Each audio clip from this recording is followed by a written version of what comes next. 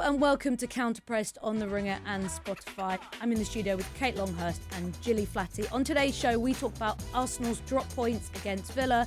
We talk about West Ham's huge defeat against Chelsea. Could Rehanne Skinner be at risk of being the first manager to be sacked in the WSL this season? And we talk about Manchester United flying high. Morning, team. How are we all? Morning. Good.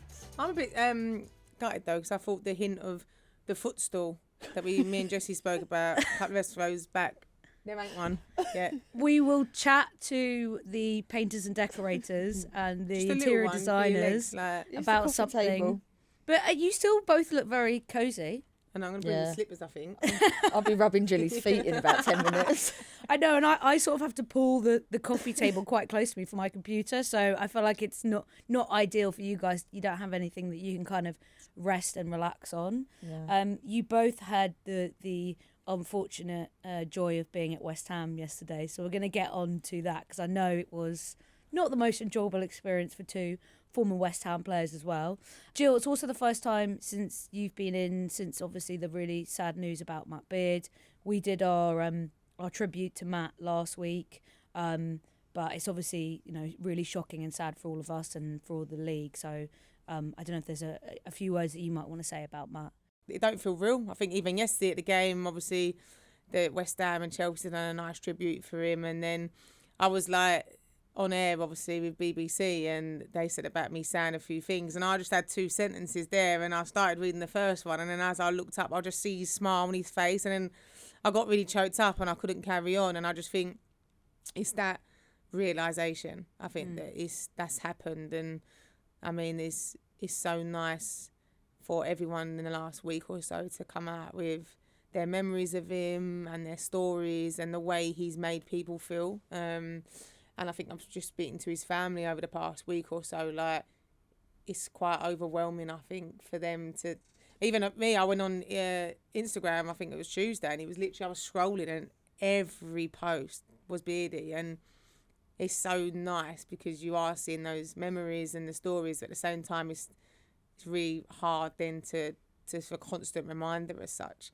But yeah, I think it will take a while, I think, for it to seem real, and obviously, I think it's just heartbreaking, obviously, what's happened. But we have to just honour his memory, especially in the women's game, and continue to keep talking about him. Yeah, I agree. And I think what happened is going to leave a really big impact on everyone across the game, because it has impacted so many people. But I think it's going to, the after effects, I think, you know, all players, staff, media, etc. are going to, you know, be processing it all together as the season goes on. It's not going to be something that people can kind of move with for a while. But as I said last week, I think we're going to, you know, talk about Beardy a lot throughout, you know, the show as it goes on, and honour and celebrate his legacy and the impact he had on the women's game and on Kate and Gilly's careers and so many of us. So we'll make sure we do that. Okay, let's get into what happened on the pitch in the WSL after this.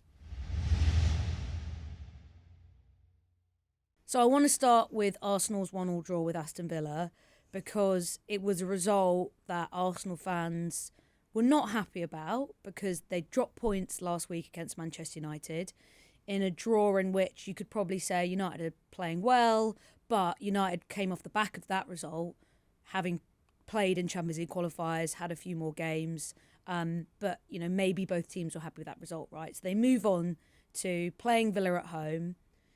Villa have had a stop-start to the season, we should say, and Arsenal drop points again, so 4 points dropped across 2 weeks.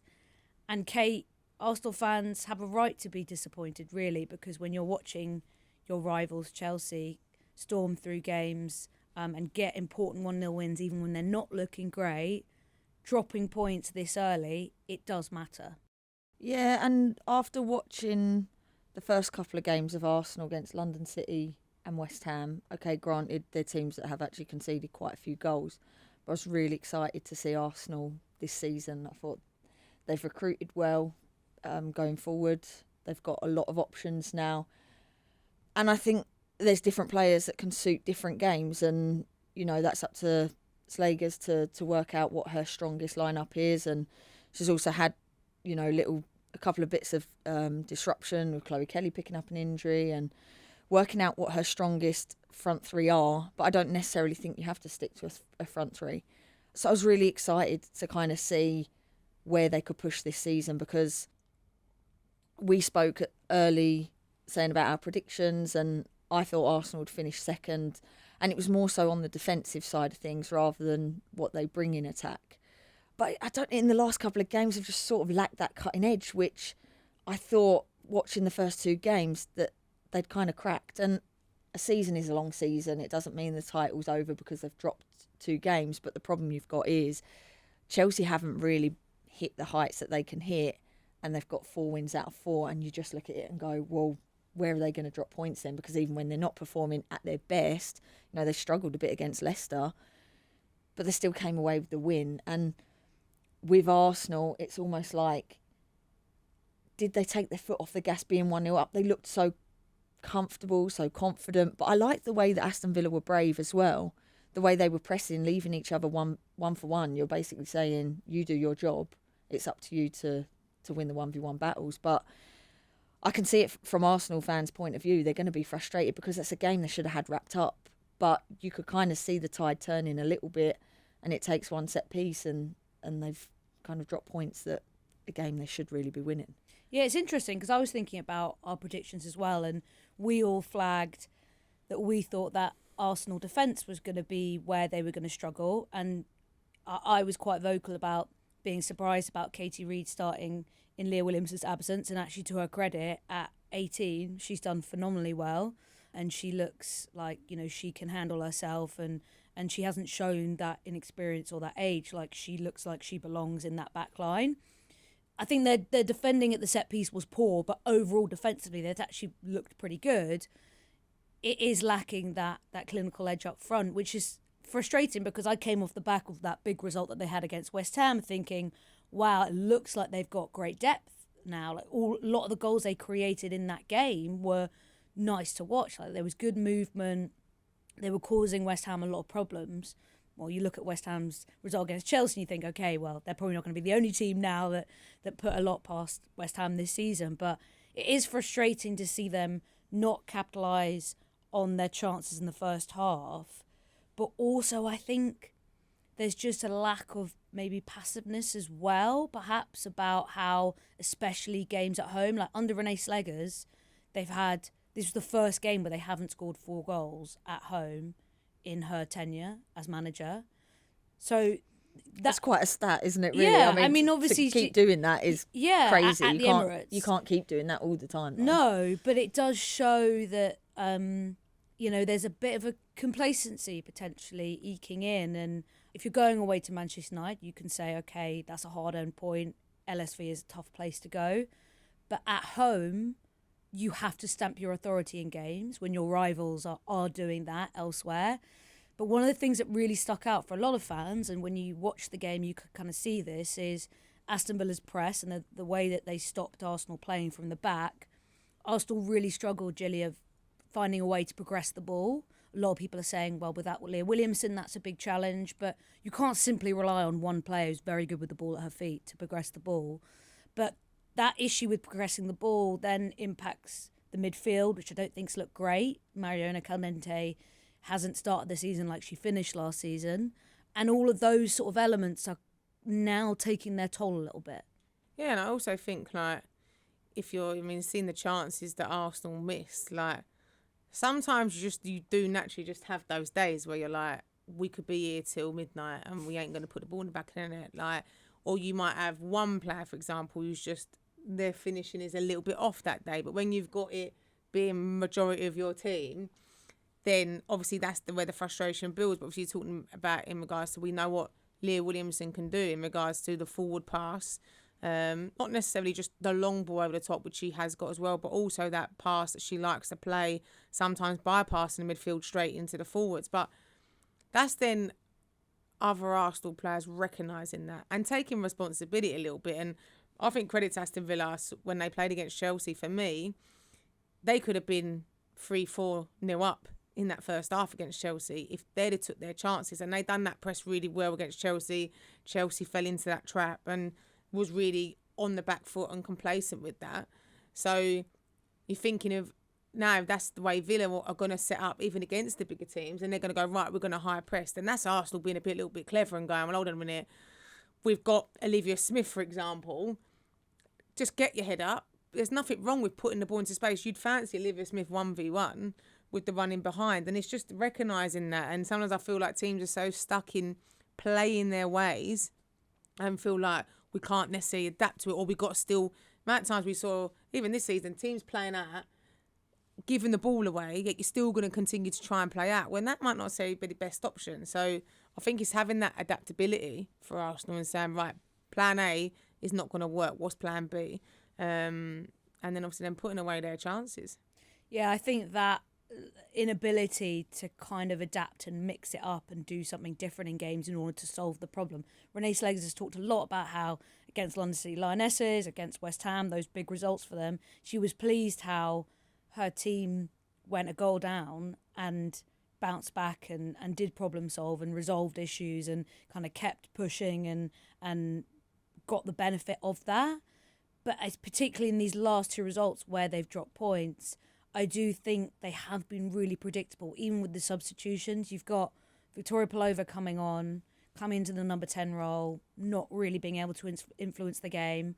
Lotta Wimamoy again getting these sort of like pity 5 minutes for the sake of what? Like, you're making a defensive substitution 1-0 up. You're also actually disrupting that back line.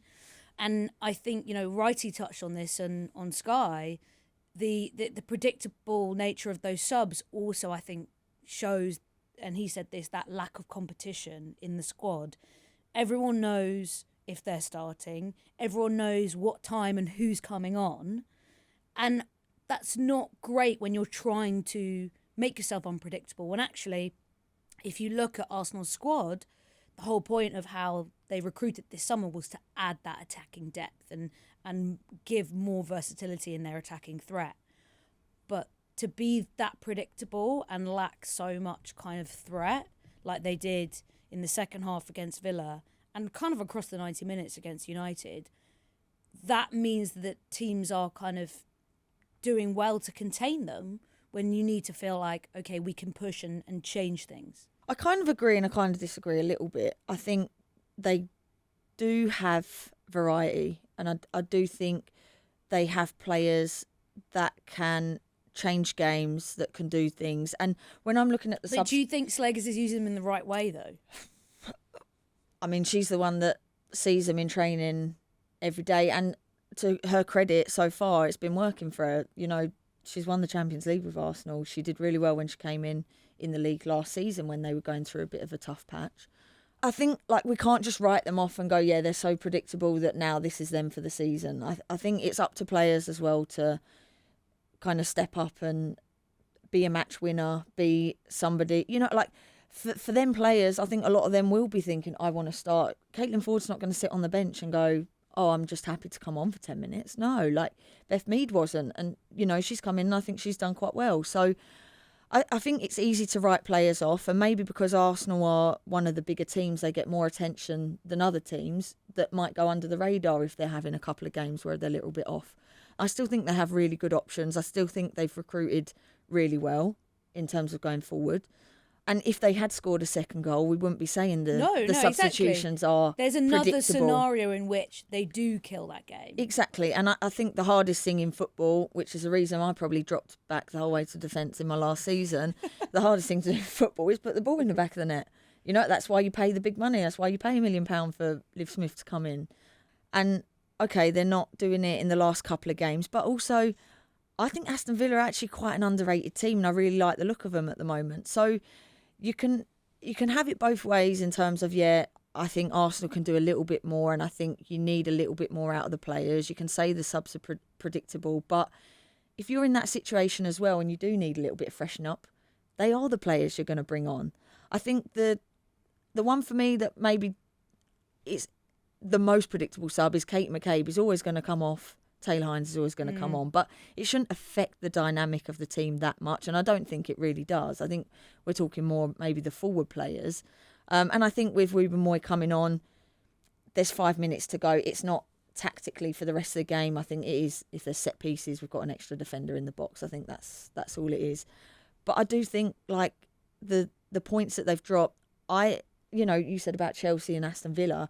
Aston Villa could have easily come away winning that game. The situation that we're saying is Chelsea actually won that game by not playing that well. And then that's the difference, so that is right? the step that Arsenal have to make, and they need to do it quickly, because this league is not forgiving when you've got a team like Chelsea in the league. So I don't think it's all doom and gloom. I don't think it's like panic stations right now. But then it makes the game against Chelsea, when they play Chelsea, really important. But they also can't drop points against teams that are not title challengers. And that's the problem that they've got. And next week, they've got to play City. And we're going to kind of preview that. Like, it's a big weekend next weekend, so we'll preview that on Thursday's show. But that's the challenge when you do drop points in these two games. You create so much more pressure for this game against City, because I agree with you, it's not doom and gloom at this point. But when you put it in context of what Chelsea are doing, and the fact that Chelsea are likely only going to get better, probably as the season progresses, that creates so much pressure and intensity for this group. And I think Arsenal have proved that they can prove the doubters wrong in that run to the Champions League, and everyone thought Barcelona winning that game, right? So they've proven that they can prove people wrong.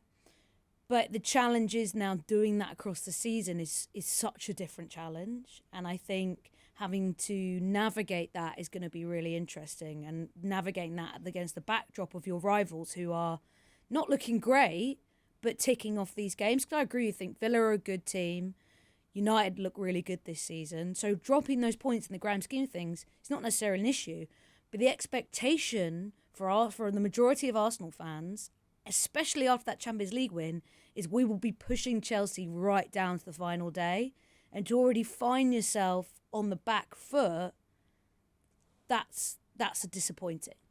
Yeah, I think it is what Kate says. It's you're dropping points against those teams. It does then put added pressure on when you actually do play your Chelsea, your City, and even United as well. Which then you feel like then you can't even afford to even potentially get draws in those games, because if you're dropping points against the Villas and other teams in and around, especially that mid-table, it does put added pressure on there. But I just think it's about players stepping up as well. I think it's easy to pinpoint the manager and say this and that, but players have to take accountability as well. And all right, yeah, Renee's obviously picking the team and making the substitutions or whatever, but you're talking about players in front of goal not finishing chances. That's on you as a player to put the ball in the back of the net, and you might miss one, but you're going to come the next one. You're going to make sure that you put it away. But I think sometimes there's so much on, if a team drops points, it's like everyone's on them, but it is still pretty much a long season. And it all depends on really what Arsenal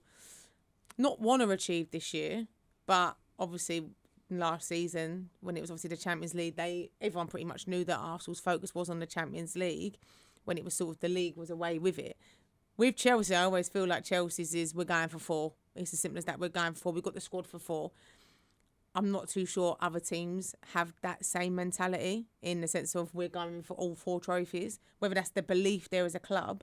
But I do think it's about doing it consistently in every game, whether you're playing the bottom of the table, whether you're playing the top, consistently turning up. And I feel like that's something that other teams have lacked, because like we say, Chelsea might find it difficult, but they always find a way to win. Yeah, I agree. I think the City game this weekend is going to be, it feels immense for them, because if they don't get a result in that game, and think about how early the title was wrapped up last season, and it was a huge issue for the league, because the fact that Chelsea won the league by that bigger gap, I mean, it's not a great look from a kind of WSL PR point of view. So we need Chelsea to be pushed. Maybe Manchester United are going to be the team that do it this season, but Arsenal have to make sure that they're pushing Chelsea right down to the wire. And I think that's what the fans expect this season as well. Like, there are some people who, I think all of us expect, I think our predictions were all that Chelsea were going to win the league again. Not unbeaten, but they were going to win the league again. But there are lots of people who predicted Arsenal to win the league. So they've had investment, they've recruited with the intention of winning the league again. They've got to step up now in those key games. Okay, that's enough Arsenal chat. Let's get on to Chelsea West Ham next.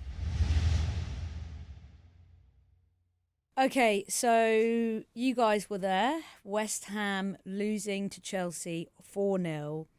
I'm actually not going to focus too much on Chelsea in this game. There were some great goals, maybe some moments where that back line's still not at its best, but the reality is they've made a perfect start to the league and they probably will continue to figure out those flaws, even though I know, looking from social media, Chelsea fans are still stressed.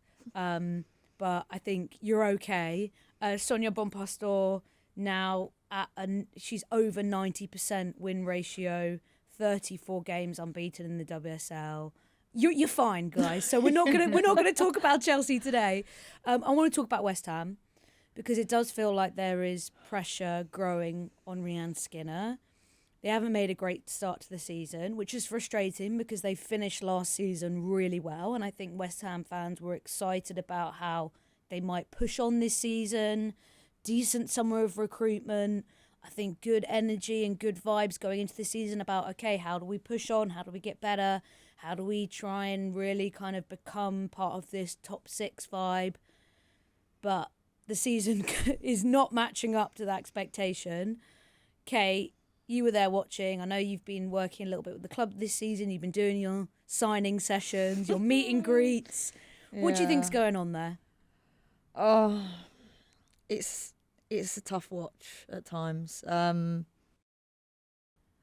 think what I really liked about West Ham at the end of last season was I finally felt for maybe the first time in a couple of years they had an identity of this is how we play and this is what we do. And I think when confidence flows throughout a team, it makes a world of difference. You had Shakira Martinez scoring every week.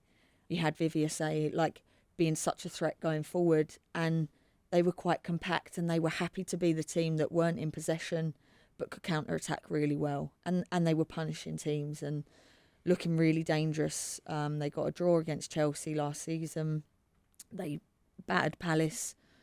And you thought, okay, this is the season now they can step up. And when we did our review, I'll go back to it, I was really excited for West Ham's season. And I really thought, okay, this is maybe the season they can challenge to maybe get that 5th spot.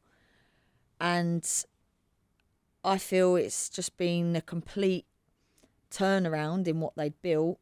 And you said about their recruitment over the summer, they didn't actually change too much, which I wasn't mad about. I think you need some consistency sometimes when you're trying to build something. You don't need a big overturn of players because sometimes that's hard to then get started again. And probably the most important thing is they held on to players like Shakira Exactly. Martinez and someone like Fionn Morgan, who I think is a good person to have within the group. A good outlet Yeah. and a good character to have around, but also a good outlet and brings a lot of pace. So when you're looking at, okay, can we counter-attack? You know, she went through one-on-one yesterday. If she'd have scored that, it's not going to change the game. But then Chelsea went up the other end and scored, and it just shows the difference of taking your chances.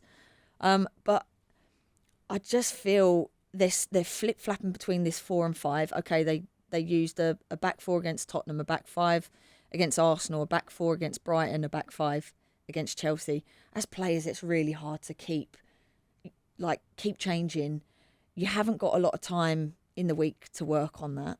And it looks like they haven't been working on it because as a back 5, I've played in a back 5 and been part of a back 5, and I knew I wasn't even a defender, and I knew exactly my roles and responsibilities every single game. One, when I was a centre-back, playing there, filling in when Howard Sissoko had a suspension, but I knew my roles and responsibilities. And when I was near enough the whole season as a wing-back, I knew, okay, when that full-back gets the ball, I'm off. I'm going, I've got to go and press, and the whole team swings around, they become a back 4.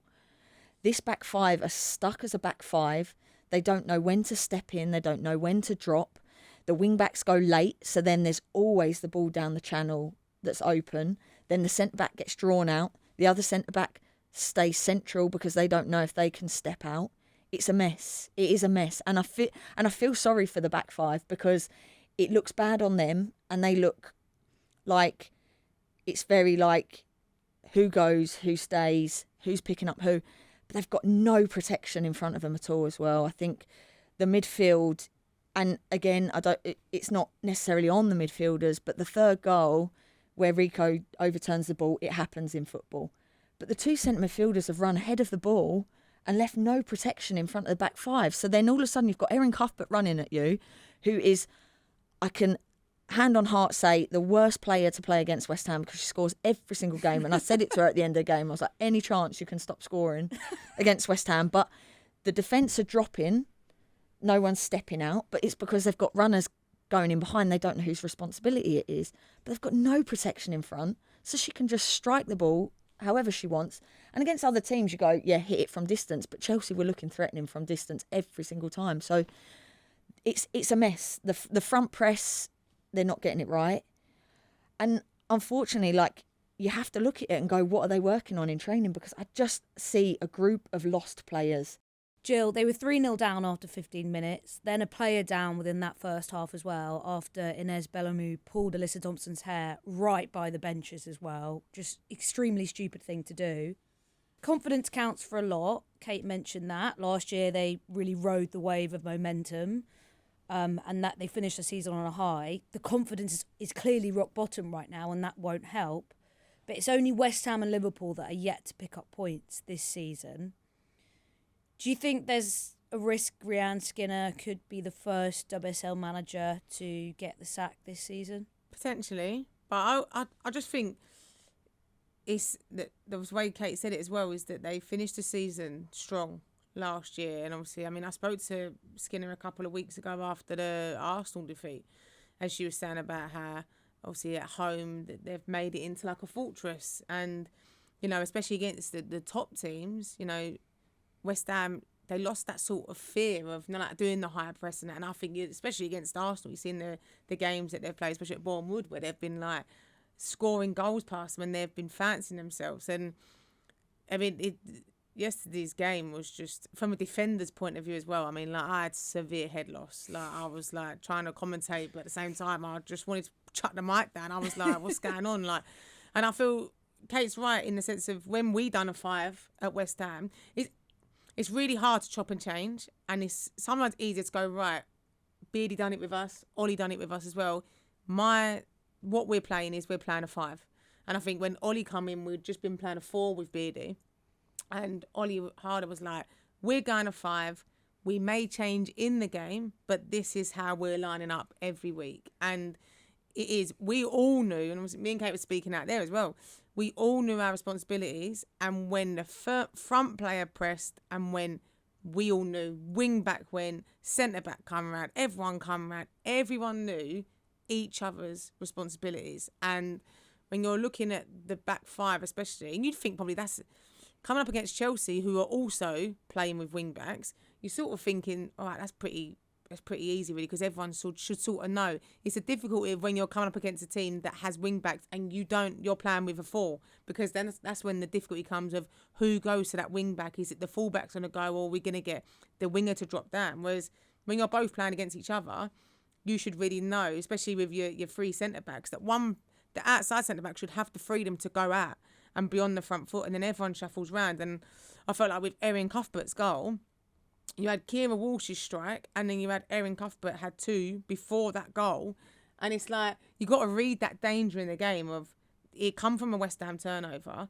But then if Erin Cuthbert's driving, use your head in the sense of what's she done the 2 previous attempts. She's had a shot. I'm, as a centre-back, going to step out and I'm going to make myself big and stop the shot happening. And it just seems lack of leadership in there. There's no one. I was saying in the gantry, like, you needed someone to just... We talk about the huddles, yeah, but you needed someone to say, like, girls, get in. What's going on? Like, this is what we need. We need to tighten up. And I said that I think it actually benefited West Ham going a player down, because they looked more compact. They looked, obviously, naturally, they had to be more defensive. And I think sometimes West Ham play this football of counter, and it's all good because they do counter with speed and they look good going forward. But then when you're trying to counter and that's all you're thinking of is attack, and then you still necessarily got 5 players behind the ball because the wing-backs were a little bit reserved, but then you look even more open when you've got more players, because individually, as defenders, they're not able to go and do that 1v1 defending because players don't know when to step, when to cover, and it is the basics. And I think West Ham over the last few seasons, I think when we were there as well, is that we prided ourselves on, we didn't necessarily create a lot, but we was compact and we was hard to break down. And then if we was maybe reliant sometimes on an individual player to get a goal or set pieces, but at least we knew defensively what we was doing and we was hard to beat. I think they were like that end of last season though, because where Rehanne Skinner's sort of MO, especially at Spurs, was you expect her team to be defensively organised. And West Ham had that towards the end of last season, and they essentially were carried through by individual brilliance from Shakira Martinez, who went on that insane run at the end of the season. But without her creating and scoring like she finished last season, you don't feel like there's a threat if you are going to go up the pitch. And then if you also don't have the defensive organisation, then what do you have, you know? And I think that adds to the pressure. But, Kate, it's a tough time for the club because they've just changed manager on the men's side. So their hands are quite full. And I think when you look at club football at the moment, I think we're still waiting to see if there's going to be that investment in the women's team on its own, and that might change the dynamic of how it functions. But more often than not, if there's a change in manager on the men's side, you don't want to intervene too much on the women's side, because for West Ham men at the moment, and I know you've been watching those games, it is, we've got to survive in the Premier League for the financial future of the club, because it will be a complete shit show if they get relegated, right? Yeah, so, and it'll impact the women's team and it'll impact the women's as well. team. So it's sort of, that has to take priority in terms of the way the men do. Unfortunately, we're still in a part of football where women's football is reliant on men's football at certain clubs. So I do think that could have an impact. So they have to take care of the men's side in order for the women's side to progress and do well. But it's difficult for me because obviously I'm watching it from the outside and I'm not involved in the day-to-day running of the club. But when I look at it and I just think, what are we working on? And there just seems no real idea of how to change things or even some consistency. Keep bringing in different players. Like, one thing they was settled at the end of last season, and she's made quite a few changes in the games because I don't think she knows. Which is never a good sign. And it's not. That is such a sign of panic when you're making a lot of changes to your starting 11 or a lot of changes in game. If you don't know your best 11, you've got to be concerned about that. Let's wrap this conversation by saying Kate Longhurst, Gilly Flaherty, double act, West Ham's touchline. I won't do any better than that. Come on, Kate, have a bit of faith Who in us. says no? Listen, we'd stay in the league. We might not score many goals, but we'd stay Jill, in the there's a league. playoff this season, so you'd be all right anyway. Yeah, we'd be That's why sweet we'd there. stay in the league. We'll get our kits back on, mate. I would love to Honestly. see it. I mean, Kate, we were talking about your potential Burnley interim stint. Still time to do it at West Ham. That would be iconic if you guys went in as a double act. We'd get the documentary cameras back in to video it all. Can you imagine? A full circle. I want to see the Gilly Flaherty halftime hairdryer treatment. No, you don't. I've grown up now. I don't do that no more. Would you be, yeah, but if you halftime yesterday, if you'd gone to that, half time? Yeah. I would have called a water break. I'd have lost my head in yesterday's game. Like, would you be kicking and throwing things in the dressing room? I would have been fuming. I would have, because I said even on air, I said it's one of them ones as a player where you're like, you actually probably want to stay out because you think you're going to go in and you know you could end up getting your finger pointed out or be sworn a lot of words at. Do you know what I mean? Where you think at least you're safe on the pitch so you can't get dug out. Do you remember when Beardy threw the tactics board across the changing room? We played Birmingham away and he threw it, and you know when you're supposed to take it seriously, but everyone just had to look at the floor because we were laughing because it was really bad. Like, the game was really bad, but he just launched He was it on and ones, everyone was though, just like, when it where you'd fear. Yeah. As in you'd think, don't even make eye contact because he'll go, No, and you! You just had to look at your feet. What about that time you got sent off, Jill? What was your... I was thinking that yesterday when she got sent off. I was thinking, I've done that walk, mate. It's a long walk. Early It's in the a long game walk as well. at Dagenham because the tunnel's the opposite side. Yeah. You've got to get sent off in that half. You can't be Be getting tactful sent off. about it. Yeah. I was in that half, and mine was early in the game as well. And then afterwards, in the second half, I was thinking, I wonder where she is. I was trying to look for her. I was like, has she come Where back did out? you go? Because you're not meant to come back out. I stayed in that tunnel. I literally stayed You're in not the meant tunnel. to. You're meant to sit in the changing room. You're not meant to really be able to watch Well, the game. I was like, do you remember? I was on the bench. This is when I was in trouble at West Ham and I was naughty and I didn't get any game time, and I was just What did you sitting do, watching Kate? it. We haven't heard this. Oh, I can't say that on air. But it was that was the 9-1 game. Yeah, that was on live on BBC. Yeah, it was bad. awful. It was bad. Yeah, I was just sitting there like, I kept warming up, and people are going, "You should be coming on. At least you give a bit of fight." And I was just like, "They're not going to bring me on. I know it." You're in the doghouse. Yeah. And listener will never know why. Okay, the other team that haven't picked up points this season is Liverpool. It's been a tough start, and actually I think a lot of people in their predictions of who might be the first manager to go, a lot of people thought it might be Gareth Taylor. Tough start to the season, losing 2-0 to Manchester United. To be honest, I think for Liverpool, we see the way they want to play in the Gareth Taylor City image, but Kate, it's going to be really hard to make this happen with the players you've got.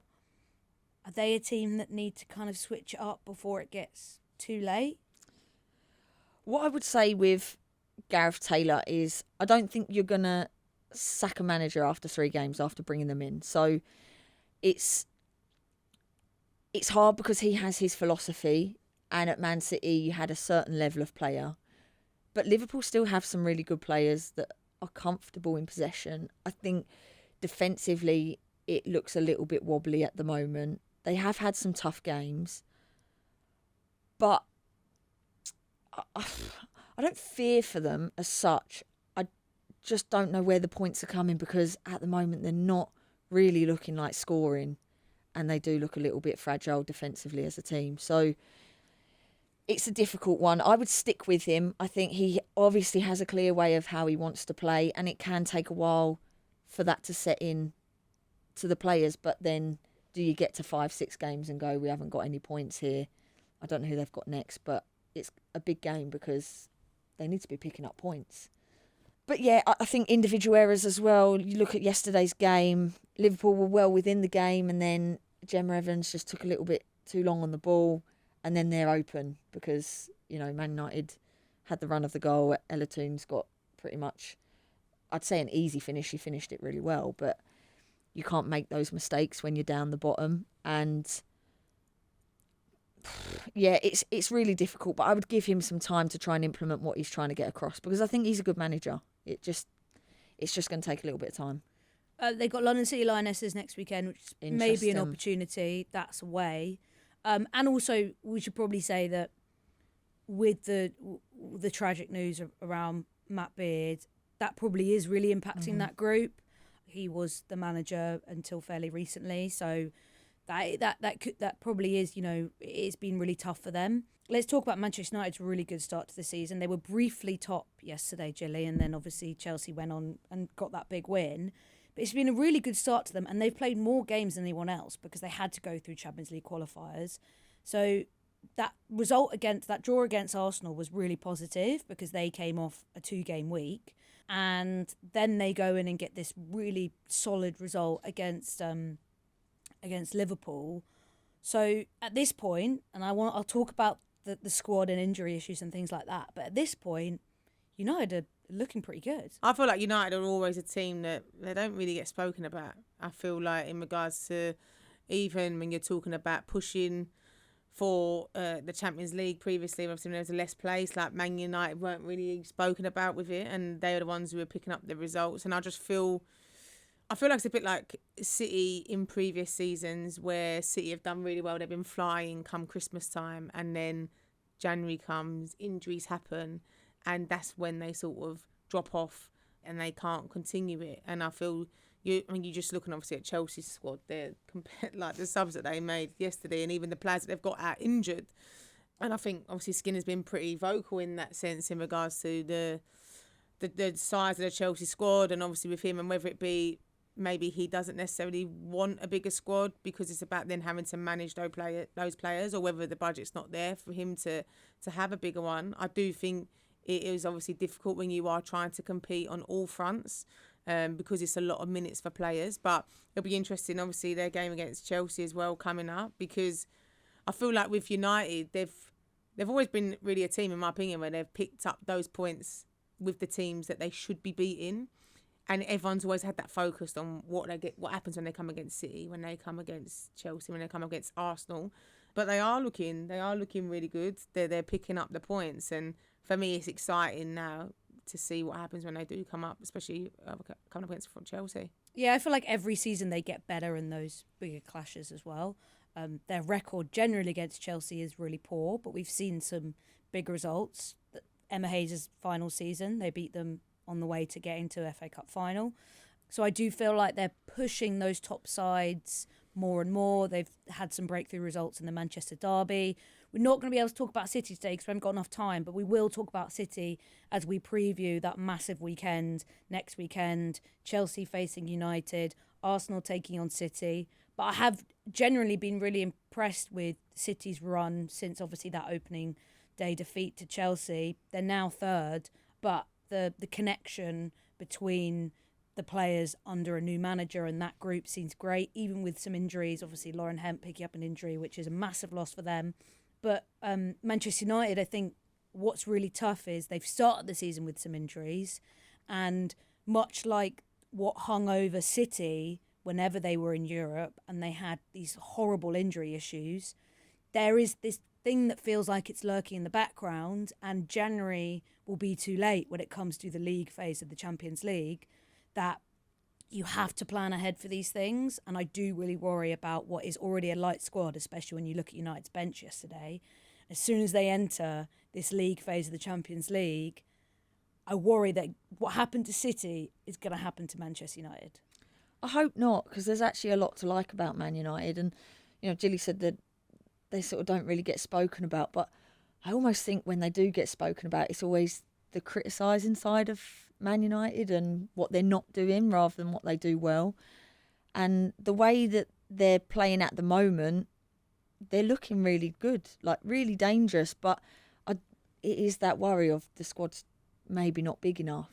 If you can keep everyone fit, then brilliant, but we know that seasons don't always go like that. And especially to big players. I think Jess Park coming in is actually a player that really suits the way they play, and probably a player they needed, especially if Grace Clinton's going. They are different types of players, but I actually think she almost suits them a little bit more, the way she can carry the ball.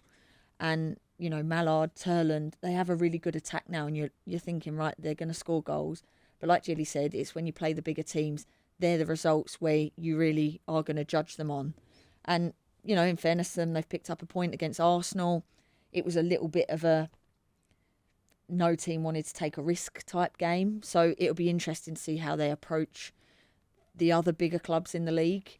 But I think if they want to be taken seriously and they do want to become a team that's really going to challenge at the top end every single season, they're going to have to recruit in January, whether Skinner wants to work with a smaller group, because like Gilly said, it is easier to handle and keep everyone happy when everyone's going to get game time and everyone's going to feel important. It's when you have a bigger squad that actually becomes really difficult.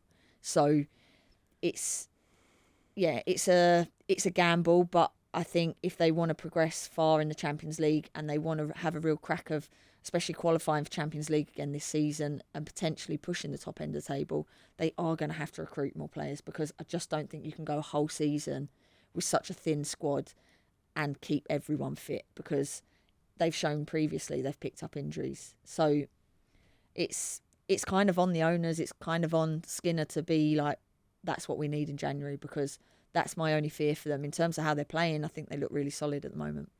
Yeah, next weekend is going to be so interesting. Manchester United at home on Friday night against Chelsea, and Manchester City at home against Arsenal on the Saturday. It's the first kind of big WSL weekend showdown, and Man United's first big test, and Arsenal and City's first big test as well. And the table could look very different come kind of Saturday late afternoon. We'll wrap it there today because, like I said, we're going to be back on Thursday, so we'll preview those games and get excited about that. Jill, Kate, good to see you guys. What else are we up to this weekend, this coming week? I'm at school. I'm going back to school. And then I'm working on Sunday. Commentator. I can't remember what game I'm doing though. And I'm doing the women's football show. Very nice. Kate, what are you up to? I'm actually doing something for West Ham tomorrow within school partnership thing. then hopefully see Milan on Wednesday. This is the life of a retired player, everyone. This is what you get up to. the life of someone trying to figure out everything they're doing. Yeah. Wow, brilliant. All right. Well, listener, thanks for joining us. We'll be back on Thursday. See you then.